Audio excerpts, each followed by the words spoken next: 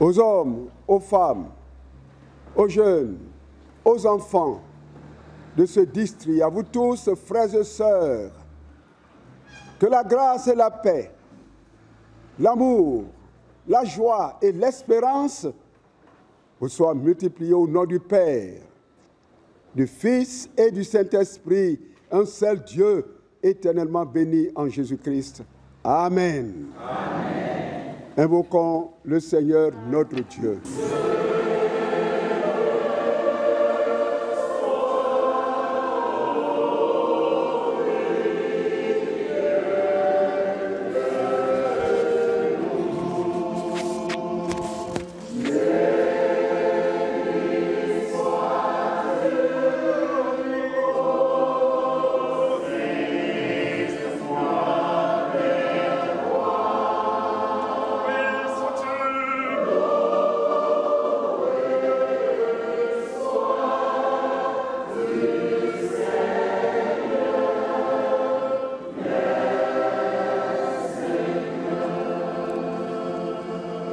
Frères et sœurs, en présence du Dieu saint, que chacun confesse ses péchés de manière personnelle au Seigneur.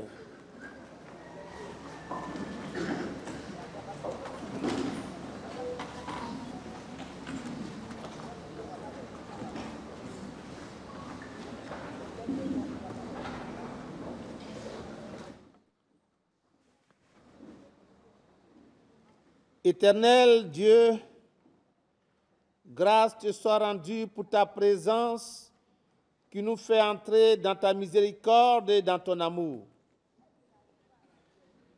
Si tu nous traitais selon ta justice, aucun de nous ne pourrait subsister. Mais Seigneur, notre espoir est en toi.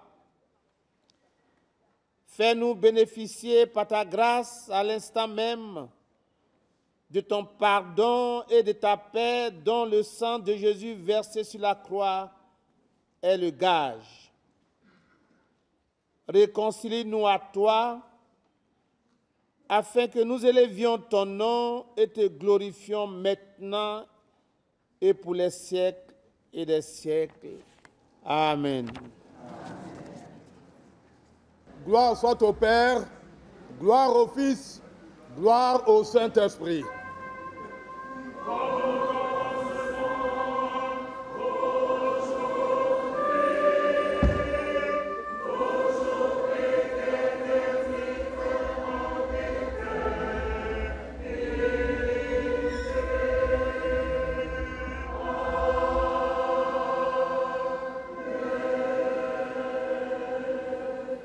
Peuple de Dieu, peuple méthodiste, louez le Seigneur votre Dieu.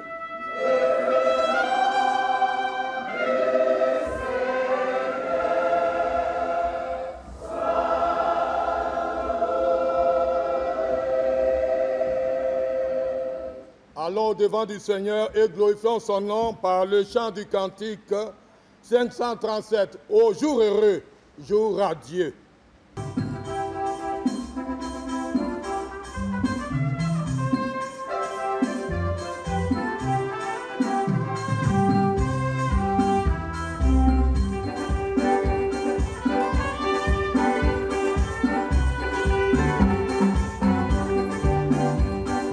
Amen.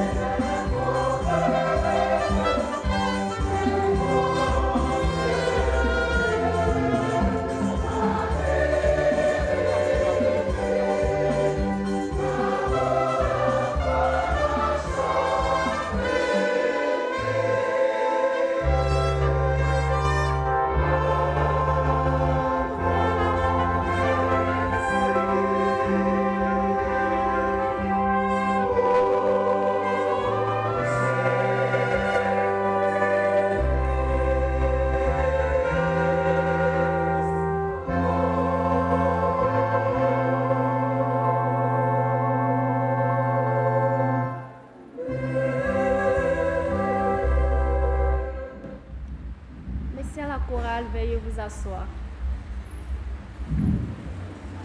Prions le Seigneur.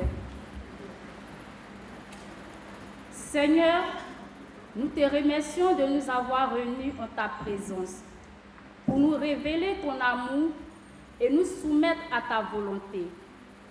Fais taire en nous toute autre voix que la tienne, et de peur que nous ne trouvions notre condamnation dans ta parole, entendue sans être reçue, connue sans être aimée, écoutée sans être mise en pratique.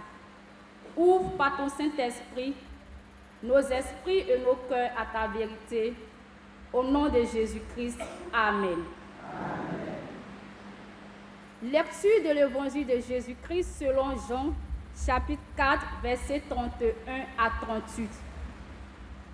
Évangile de Jésus-Christ selon Jean, chapitre 4, versets 31 à 38. Jean, chapitre 4, versets 31 à 38, et nous lisons.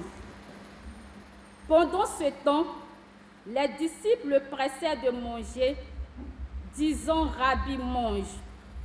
Mais il leur dit « J'ai à manger une nourriture que vous ne connaissez pas. » Les disciples se disaient donc les uns aux autres « Quelqu'un lui aurait-il apporté à manger ?» Jésus leur dit « Ma nourriture est de faire la volonté de celui qui m'a envoyé et d'accomplir son œuvre. Ne dites-vous pas qu'il y a encore 4 mois jusqu'à la moisson? Voici, je vous le dis, levez les yeux et regardez les champs qui déjà blanchissent pour la moisson. Celui qui moissonne reçoit un salaire et amasse des fruits pour la vie éternelle, afin que celui qui sème et celui qui moissonne se réjouissent ensemble. Car en ceci, ce qu'on dit est vrai. L'un sème et l'autre moissonne. Je vous ai envoyé moissonner où vous n'avez pas travaillé. D'autres ont travaillé et vous êtes entrés dans leur travail. Seigneur, tes paroles sont esprit et vie. Fais-nous vivre par elles. Amen.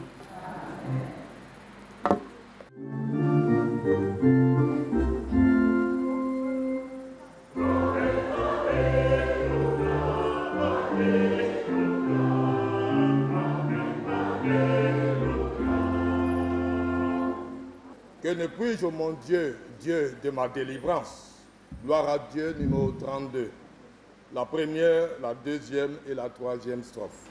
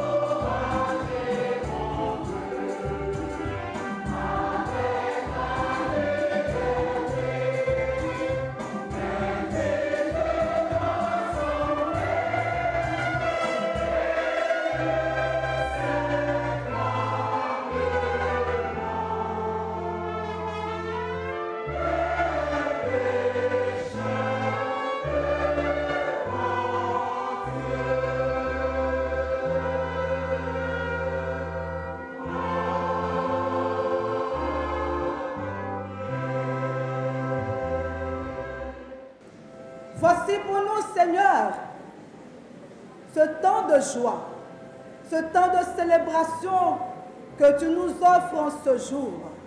Nous t'en sommes infiniment reconnaissants. Et en cette occasion, Seigneur, tu as encore une parole pour nous. Tu as encore une instruction pour nous. Nous voulons nous soumettre à toi. Soumettre notre cœur et notre esprit par la puissance du Saint-Esprit, afin de recevoir avec joie cette parole. Ô Seigneur, parle maintenant, car tes serviteurs et tes servantes que nous sommes à l'écoute. Amen. Amen. Est-ce que tu peux donner une forte acclamation au roi des rois, le Seigneur des seigneurs, le Dieu tout-puissant, le Saint-Esprit, qui est en mouvement dans l'église méthodiste de Côte d'Ivoire, qui est en mouvement au niveau de l'union féminine et qui fait de ces femmes des servantes à la gloire du Seigneur. Gloire à notre Dieu. Alléluia. Veuillez vous asseoir. Son Éminence, Bishop Benjamin Boni, chères autorités ecclésiastiques, politiques, administratives et coutumières, chers frères et sœurs en la foi, recevez nos fraternelles salutations en Jésus-Christ, notre Seigneur et notre Sauveur. Amen.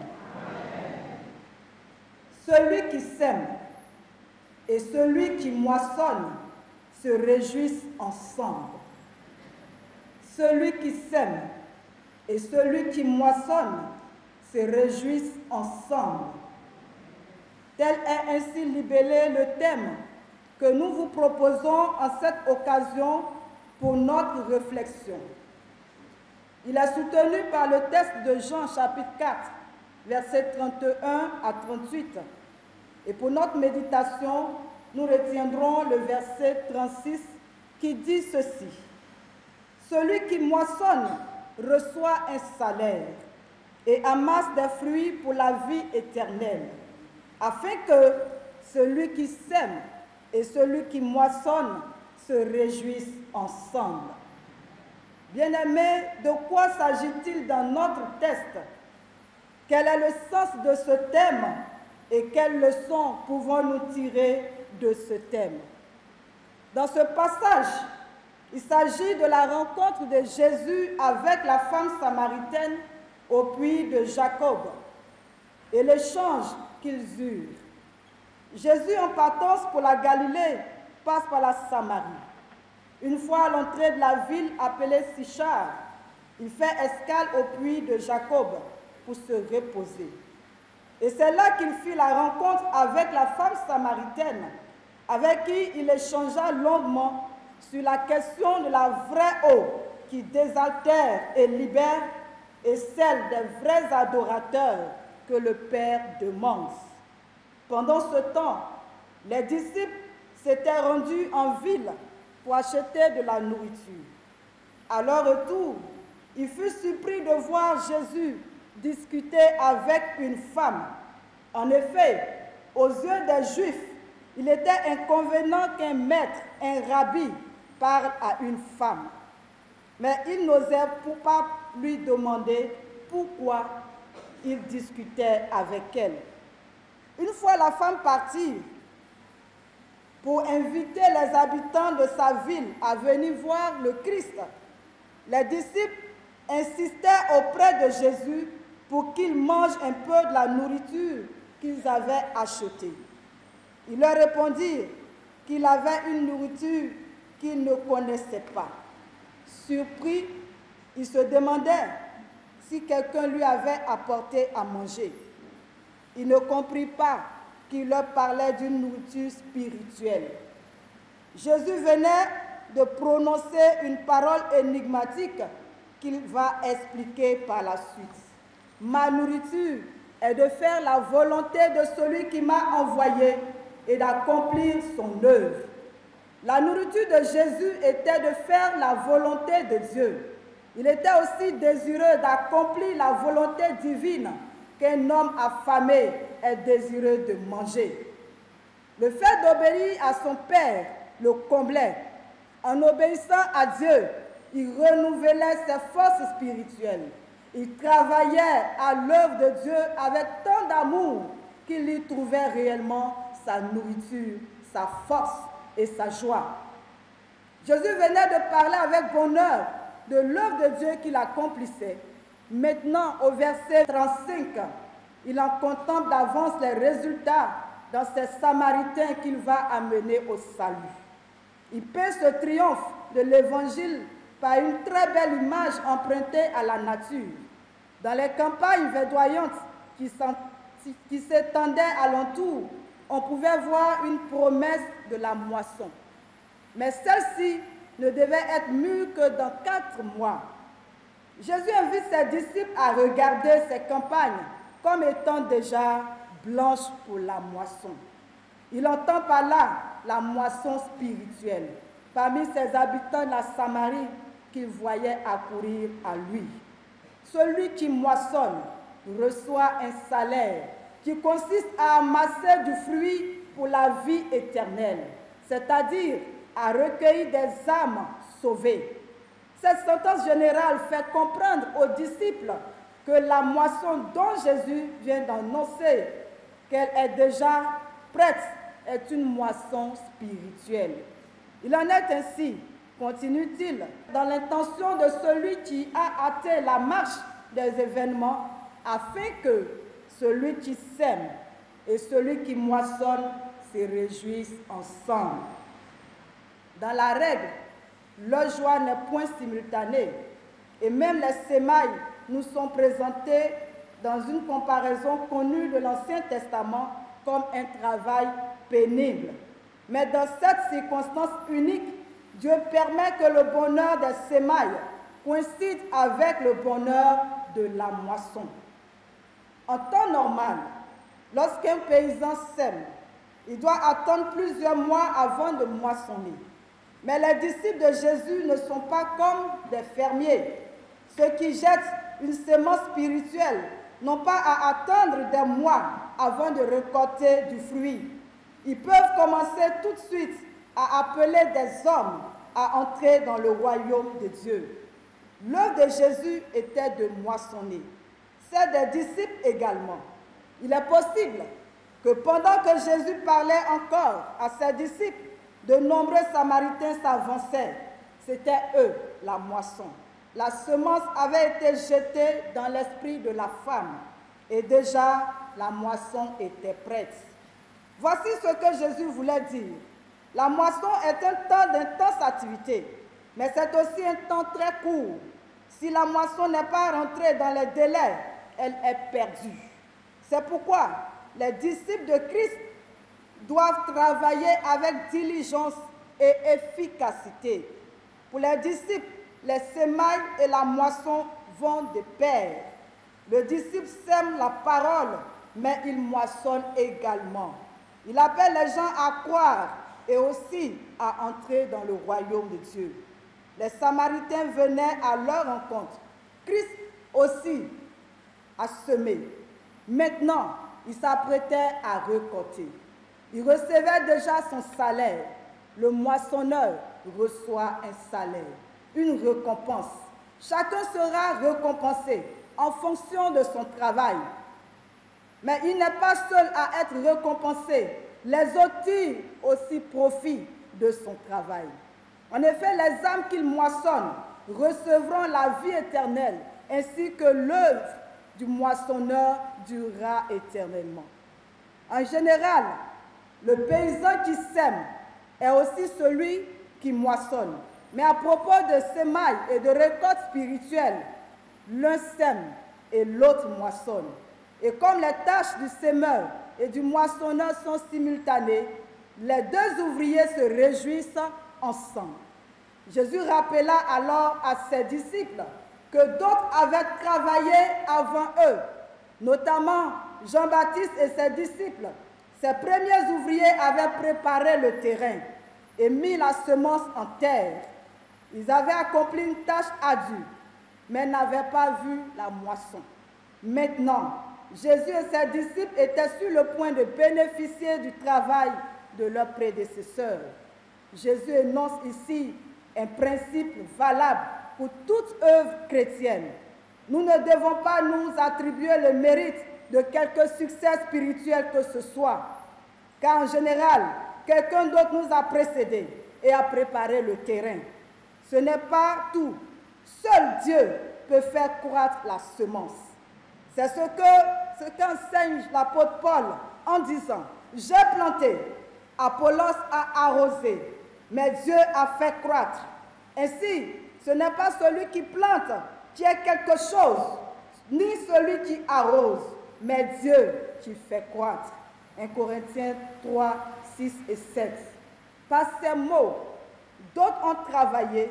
Jésus ne méconnaît point le rude labeur qui attend ses disciples. Mais de même, qu'en Samarie, ils n'ont pas la joie de la moisson que leur maître a préparée, de même, à l'avenir, ils ne feront qu'entrer dans son travail et le poursuivre, comme le font encore aujourd'hui tous ces fidèles serviteurs et servantes que nous sommes. Bien-aimés, que retenir de ce thème? Nous sommes, la première leçon, nous sommes des ouvriers et ouvrières dans le champ de Dieu. Le champ ne nous appartient pas, c'est celui de Dieu. Ce champ, c'est le monde. Nous avons été employés par Dieu pour accomplir son œuvre. Le faisant, suivant l'exemple de Jésus, qui prend plaisir à faire la volonté de Dieu et à accomplir son œuvre avec amour et empressement, sachant qu'il a peu de temps à passer sur terre.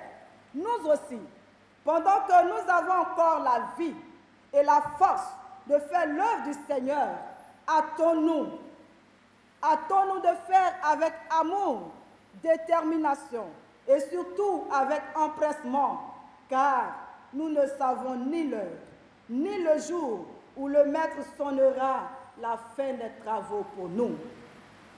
Deuxième leçon. N'ayons pas un trop grand souci pour la nourriture qui périt, ni des moyens physiques dont la force, l'argent, la santé dont nous aurons besoin pour la mission. En effet, en accomplissant la volonté de Dieu, il pourvoira aux moyens financiers, physiques et spirituels nécessaires. N'avons-nous pas le témoignage de plusieurs parmi nous qui n'avaient rien ou qui avaient une santé fragile, mais qui, une fois engagés à la suite du Seigneur, ont vu leurs conditions changer? Leur santé fragile s'est transformée en une santé de fer. Si nous agissons dans le sens d'obéir à notre Seigneur, en accomplissant fidèlement avec amour l'œuvre qu'il nous a confiée, Dieu se chargera de renouveler chaque jour nos forces, qu'elles soient spirituelles ou physiques. Troisième leçon, celui ou celle qui moissonne reçoit un salaire et amasse des fruits pour la vie éternelle. Oui, chers sœurs, cette parole de Jésus vient pour nous rassurer que l'œuvre que nous accomplissons chaque jour dans la maison de Dieu, les grandes distances que nous parcourons pour prêcher l'Évangile ou pour des réunions et bien d'autres activités, les sacrifices que nous consentons pour répondre aux sollicitations de l'Église, de l'union des femmes. Oui, il est arrivé que parfois, vous abandonniez mari et enfants pour être à la réunion ou à la convention des femmes, voire pour vous occuper des enfants des autres à la pouponnière. Par exemple, il est arrivé que vous n'alliez pas à votre service et que vous consacriez ce temps à l'œuvre du Seigneur. Pour tous ces efforts, le Seigneur Jésus nous rassure que nous ne serons pas oubliés. Nous obtiendrons un salaire, car notre Dieu n'est pas injuste pour vous oublier, pour oublier votre amour pour son œuvre. Vous recevez déjà et vous recevrez encore plus le salaire qui convient à votre service. N'est-ce pas lui qui dit, l'ouvrier mérite son salaire? Il est fidèle, il vous bénira, il vous guérira. Vous connaîtrez la joie de l'enfantement pour celles qui n'en ont pas encore. et vos enfants réussiront. Vous aurez des promotions. Vos entreprises prospéreront. Dieu se chargera de votre bien-être physique, émotionnel et matériel. Des vies seront transformées à cause de vous. Et vous vous réjouirez du résultat de votre travail acharné. Je déclare et je confesse ces paroles sur vous par la puissance du Saint-Esprit, au nom de Jésus-Christ. Dernière leçon, afin que celui qui sème et celui qui moissonne se réjouissent ensemble. Oui, l'histoire de l'Union des femmes méthodistes de Côte d'Ivoire nous montre clairement qu'il y a eu de braves mamans qui, à un moment donné de la vie de l'Église, se sont levées pour semer la graine de l'Évangile au milieu des femmes et des enfants, formant ainsi de braves ouvriers et ouvrières, que dis-je, de braves moissonneuses que vous êtes aujourd'hui. Oui, ces mamans ont sémé et nous sommes venus moissonner le fruit de leur travail en étendant l'œuvre. Après 60 années de travail ardu, le Seigneur, par le canal du Bureau national et de toute la conférence, a décidé de vous récompenser en ce jour. Dieu est venu en ce jour pour reconnaître les efforts des braves dames du district d'Abidjan Nord. Au-delà de la médaille que chacune recevra tout à l'heure, c'est Dieu lui-même qui vient les mains chargées de bénédiction, de grâce, pour vous enrichir. Dieu vient non seulement répondre à la prière de chacune d'entre vous, mais bien plus, il vient vous bénir au-delà de vos espérances, afin que votre témoignage contribue à produire une moisson abondante à la gloire du Seigneur. Nous profitons de ces instants pour dire également merci à tous ces hommes, nos pères, nos époux, qui non seulement ont laissé leurs femmes participer aux activités de l'Union des femmes, mais bien plus, les ont encouragées à continuer l'œuvre dans toutes les fois qu'elles ont été découragées par quelque chose ou qu'elles étaient prêtes à abandonner. Il arrive des fois que nous ne soyons pas là pour vous servir le repas, ou que nous soyons loin de vous et des enfants pour des conventions, vous laissant ici dans la solitude, alors qu'il n'est pas bon que l'homme soit seul. Cependant, vous ne vous en plaignez pas. Au contraire, vous nous encouragez, vous nous accompagnez, vous nous aidez à faire le nécessaire pour faire avancer l'œuvre de Dieu. Ce matin, toutes les femmes, aussi nombreuses que nous sommes ici, vous disent merci, merci, merci pour tout. Que conclure? Bien-aimés frères et sœurs dans le Seigneur, Dieu nous a tous appelés à travailler dans son vaste champ. Il y a encore beaucoup à faire. Il y a des terres qui ont besoin d'être défrichées. D'autres attendent les semailles et d'autres encore sont prêtes pour la moisson. Ici, aussi nombreux que nous sommes, chacun est appelé à une tâche spécifique. Engageons-nous donc avec joie et détermination et accomplissons la tâche qui nous est confiée. Point besoin d'envier la position de l'autre, car quel que soit là où le Seigneur t'a positionné, que tu sois semeur ou moissonneur, tous nous recevrons un salaire et nous nous réjouirons ensemble avec le maître de la moisson lors du banquet de l'agneau. Oui, le semeur et le moissonneur reçoivent tous deux un salaire afin qu'ils se réjouissent ensemble. Réjouissez-vous donc des félicitations du Seigneur en ce jour solennel et armez-vous de courage pour la suite de la mission jusqu'à ce que le Maître vienne nous chercher pour le bonheur éternel. Puisse Dieu, notre Père, vous bénir abondamment. Amen.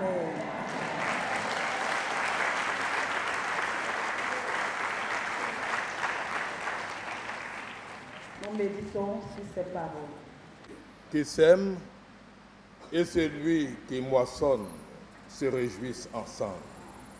Merci Seigneur pour ta parole, au nom de Jésus. Amen. Veuillez vous mettre debout et pour nous préparer au repas saint du Seigneur, ensemble chantons le cantique Gloire à Dieu 776, la première strophe.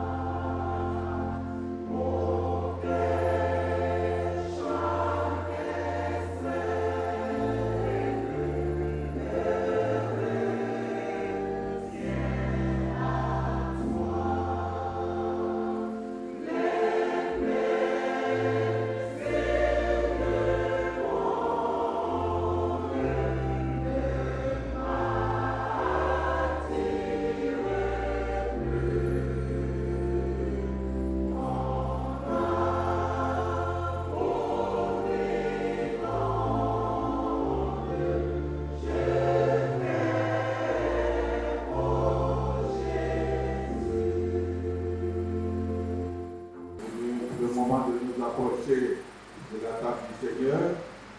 Ainsi donc, frères et sœurs, nous ne sommes pas au débat à la chair pour vivre selon la chair. Si vous vivez selon la chair, vous mourrez. Mais si par l'esprit vous faites mourir les actions du corps, vous vivrez, car tous ceux qui sont conduits par l'esprit de Dieu sont filles et fils de Dieu. Et vous n'avez pas reçu un esprit de servitude pour être encore dans la crainte.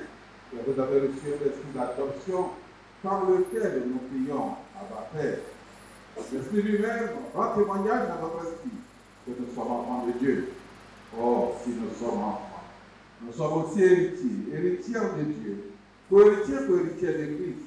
Si toutefois nous souffrons avec lui afin d'être glorifiés avec lui. Amen. Amen. Marchez selon l'esprit. Et vous n'accomplirez pas le désir de la chair, car la chair a des désirs contraires à ceux de l'esprit, et l'esprit en a de contraires à ceux de la chair.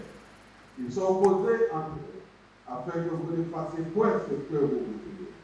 Si vous êtes conduits par l'esprit, vous n'êtes point sous la loi. Or, les œuvres de la chair sont manifestes.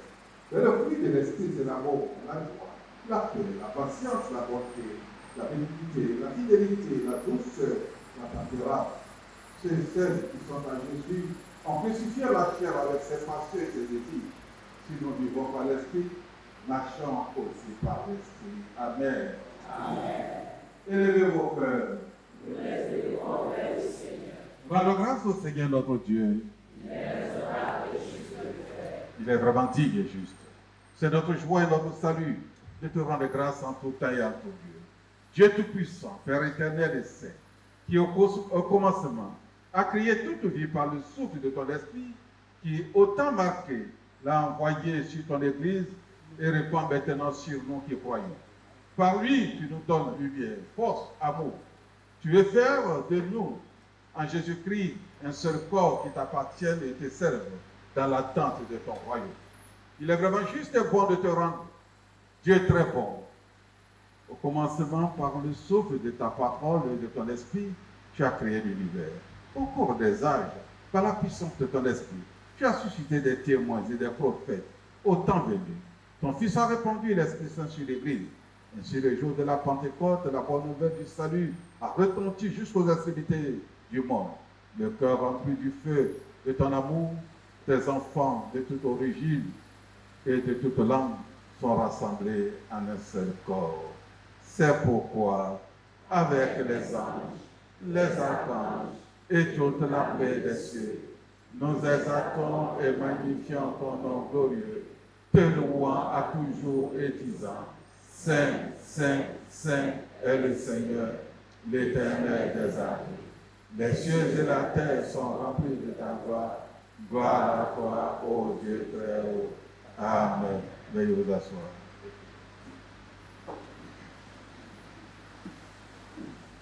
Nous prions Dieu.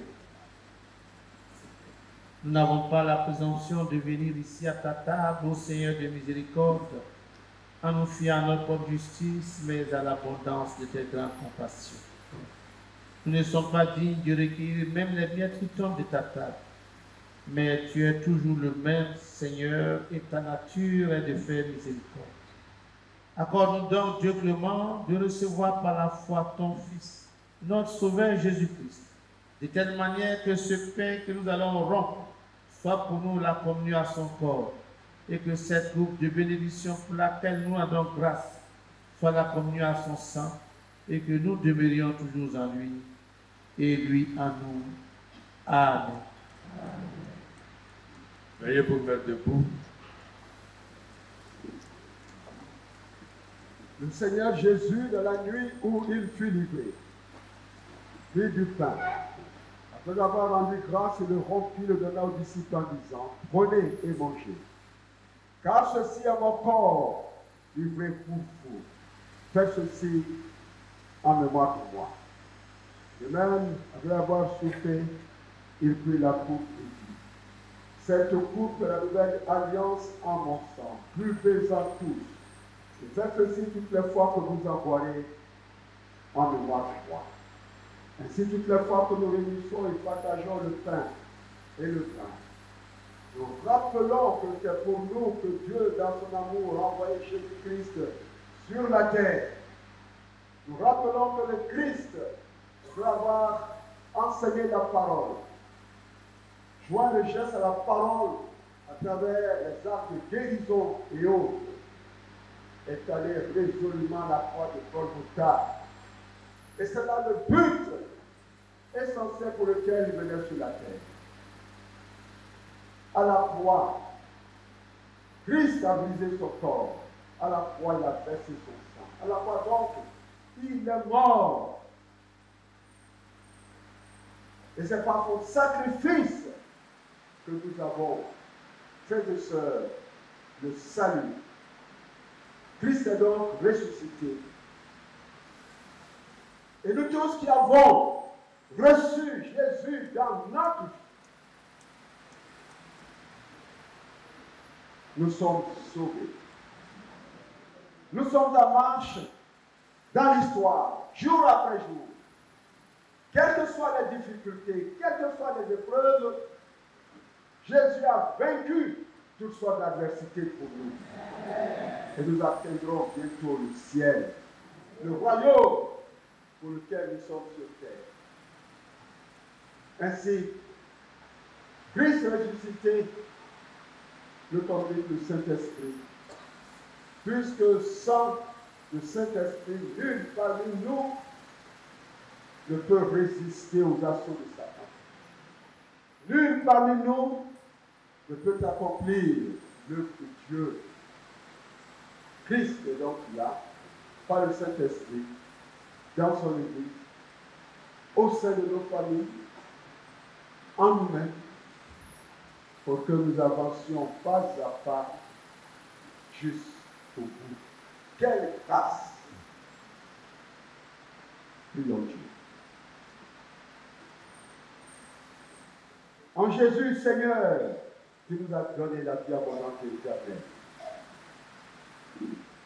À l'heure où, avec l'organisation des femmes méthodistes, et précisément celle du district d'Abidjan Nord, nous réunissons pour te rendre grâce, pour poser des actes envers tes filles, tes enfants. Oh Dieu, nous te bénissons. Nous te rendons grâce puisque tu es au milieu de nous, pour poser cet acte à travers nos personnes pécheresses, insignifiantes, incapables de quoi que ce soit. Merci donc pour ta présence par le Saint-Esprit.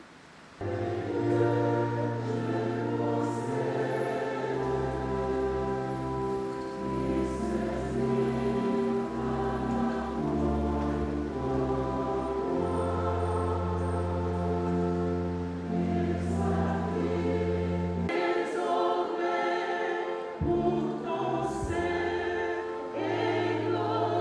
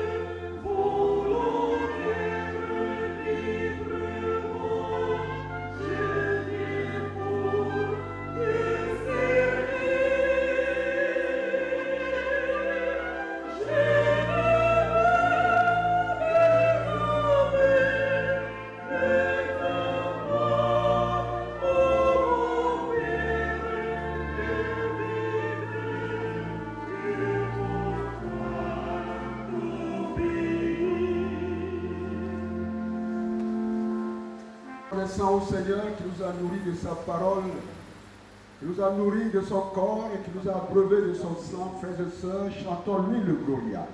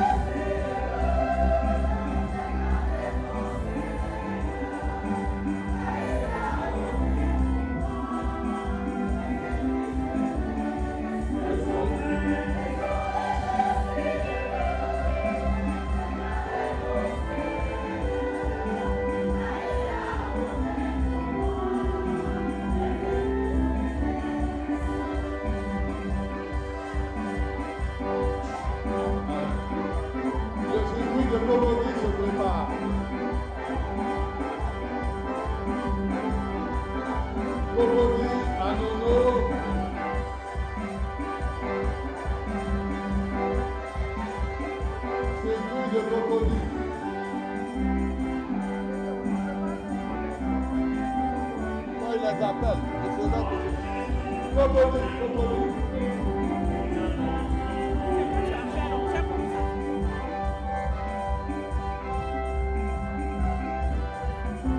Cocody centre, Lambos, Adouro.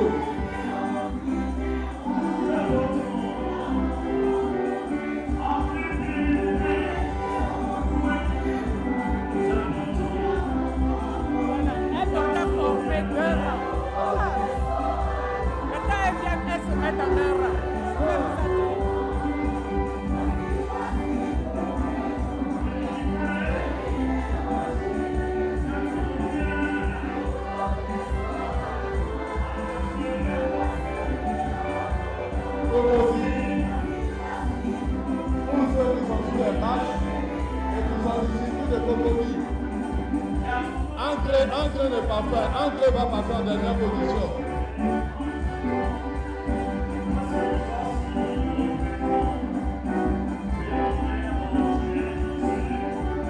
La fanfare se prépare.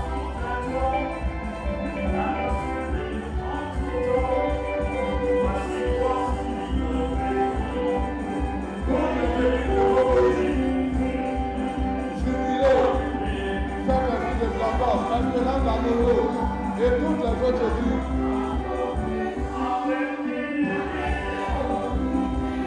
Benjamin, le suivi de Benjamin se prépare avec la fanfare.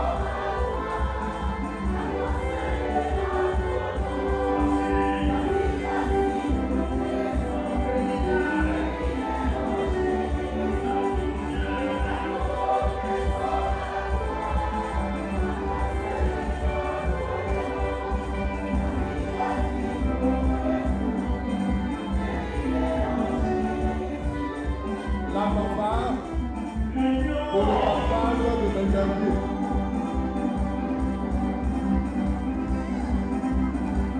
Cocody. Le siège, Cocody.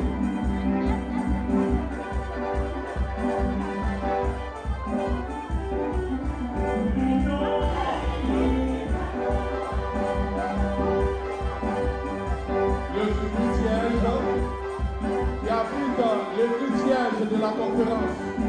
Le temple, le jubilé de Cocody.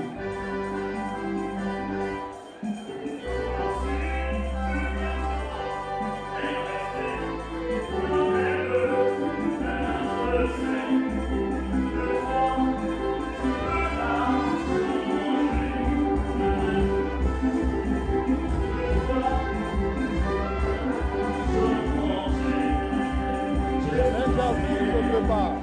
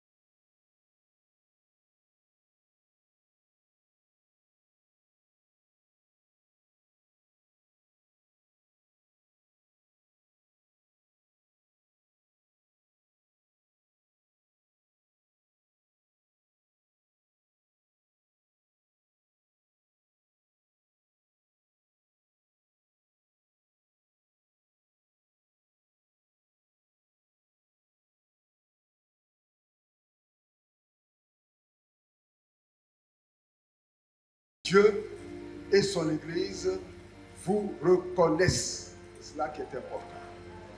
Vous n'avez donc pas travaillé en vain. Vous ne travaillerez pas en vain. Les paroles que vous prononcerez, les actes que vous poserez et même les pensées que vous développerez envers l'œuvre de Dieu, eh bien, portera la marque du Seigneur. Réjouissez-vous donc d'être au nombre de ceux et celles que le Seigneur a appelés, au nom de ceux et celles que le Seigneur appelle, au nom de ceux et celles que le Seigneur appellera, et cela jusqu'à son retour.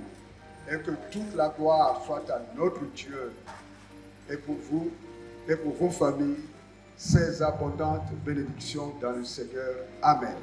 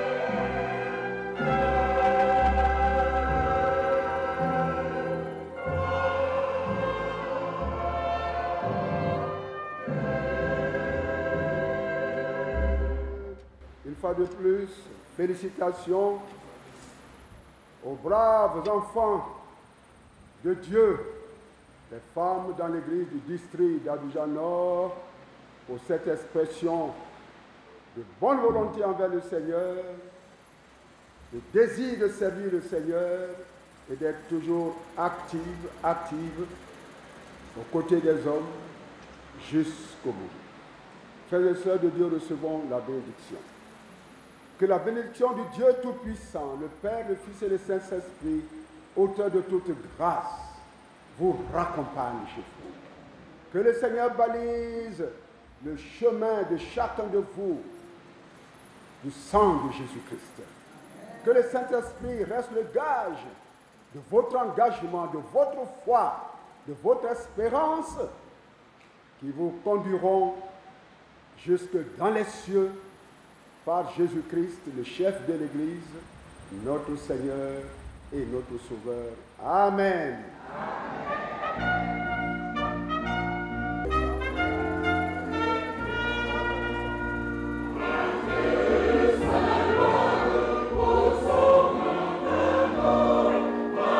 Et